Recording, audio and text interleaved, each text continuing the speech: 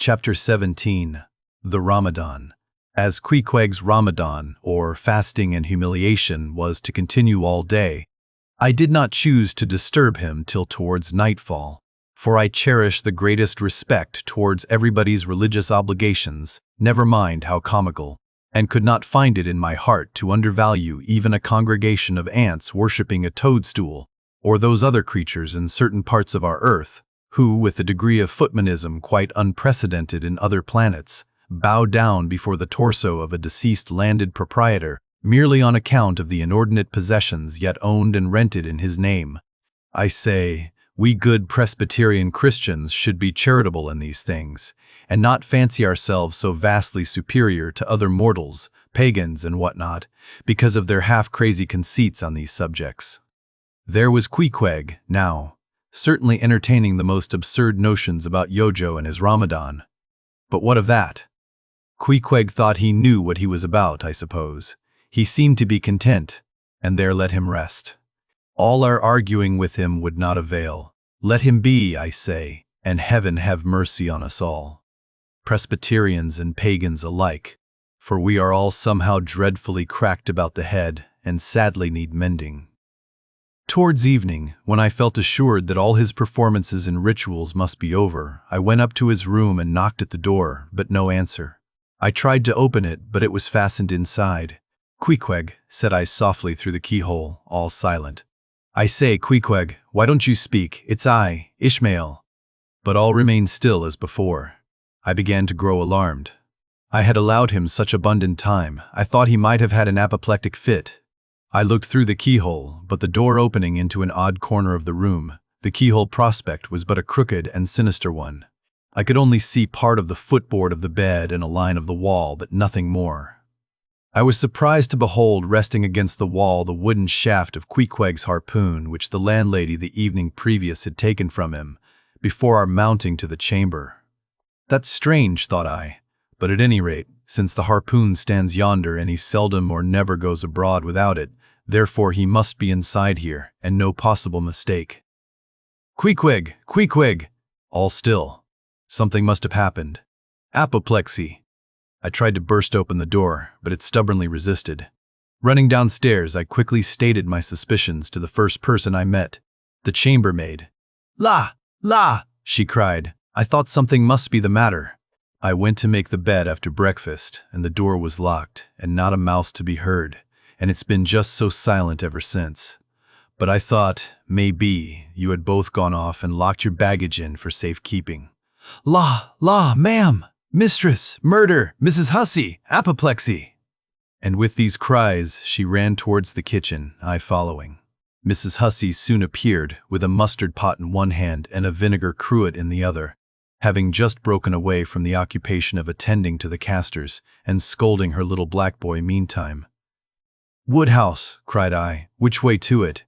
Run for God's sake and fetch something to pry open the door. The axe, he's had a stroke, depend upon it."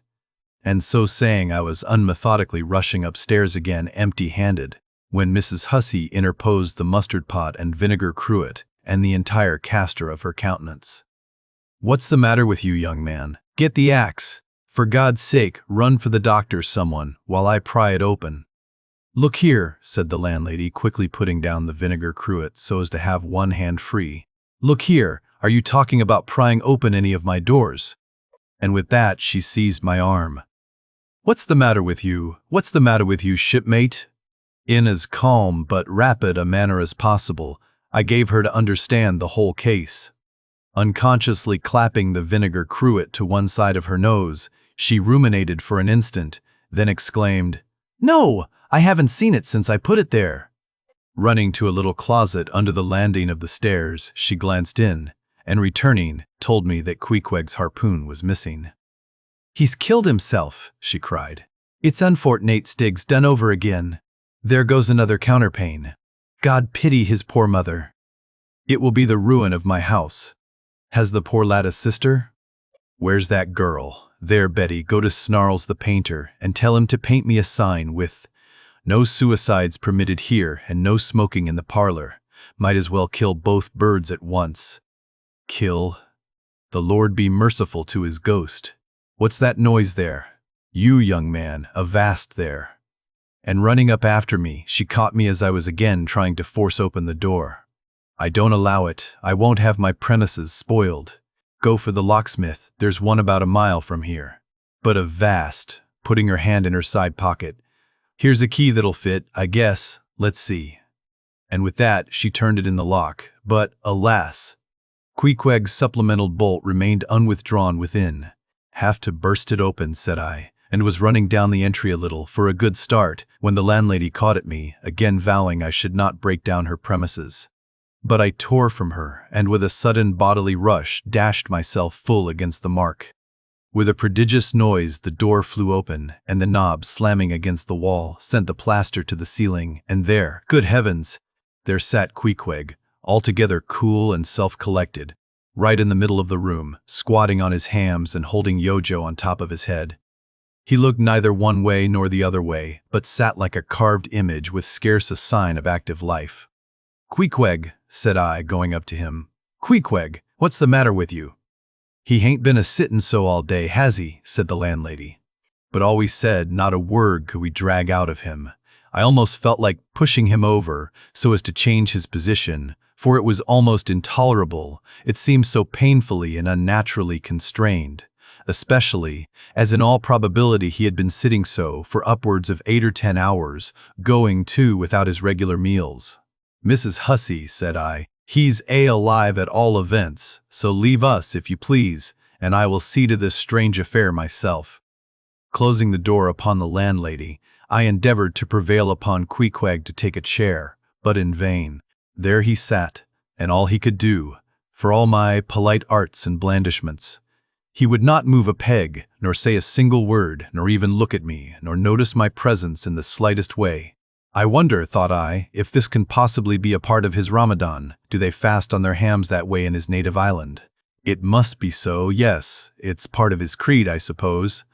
Well then, let him rest. He'll get up sooner or later, no doubt.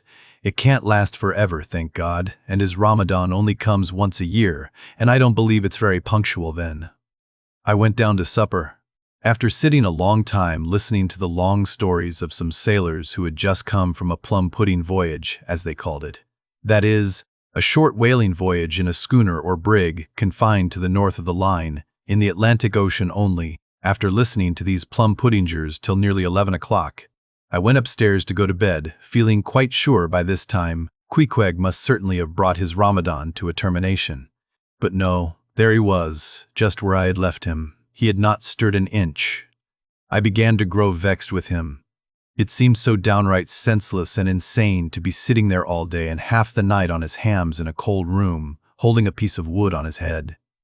"For heaven's sake, Queequeg, get up and shake yourself. Get up and have some supper. You'll starve, you'll kill yourself, Queequeg."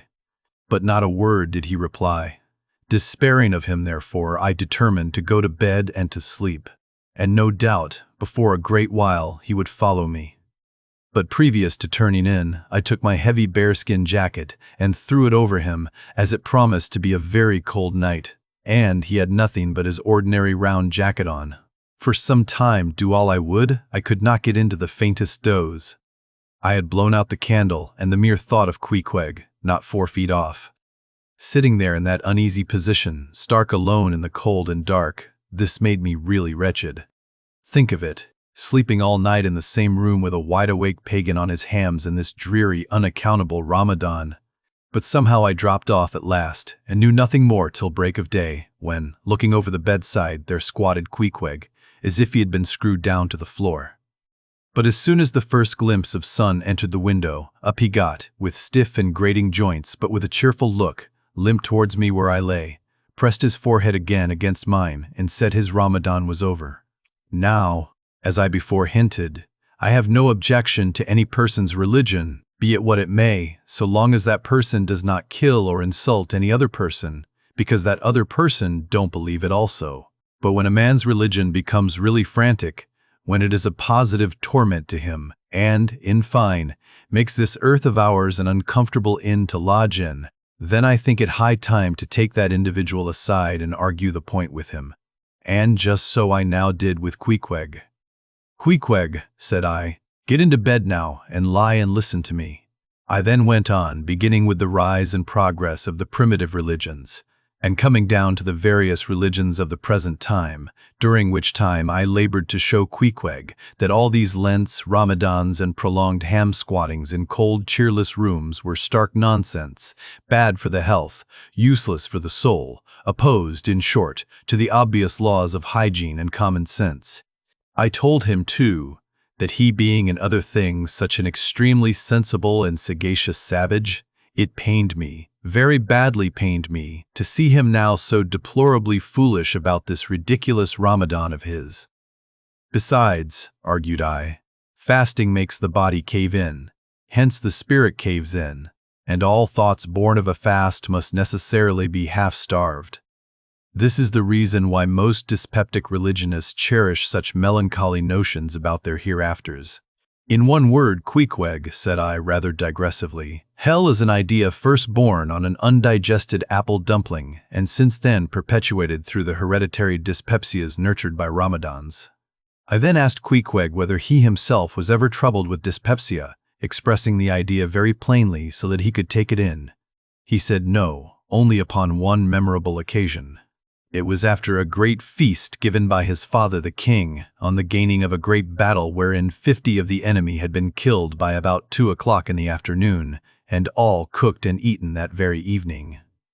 No more, Queequeg, said I, shuddering, that will do, for I knew the inferences without his further hinting them. I had seen a sailor who had visited that very island, and he told me that it was the custom, when a great battle had been gained there, to barbecue all the slain in the yard or garden of the victor, and then, one by one, they were placed in great wooden trenchers and garnished round like a pilau, with breadfruit and coconuts, and with some parsley in their mouths, were sent round with the victor's compliments to all his friends. Just as though these presents were so many Christmas turkeys. After all, I do not think that my remarks about religion made much impression upon Queequeg, because, in the first place, he somehow seemed dull of hearing on that important subject, unless considered from his own point of view, and, in the second place, he did not more than 1/3 understand me, couch my ideas simply as I would, and, finally, he no doubt thought he knew a good deal more about the true religion than I did.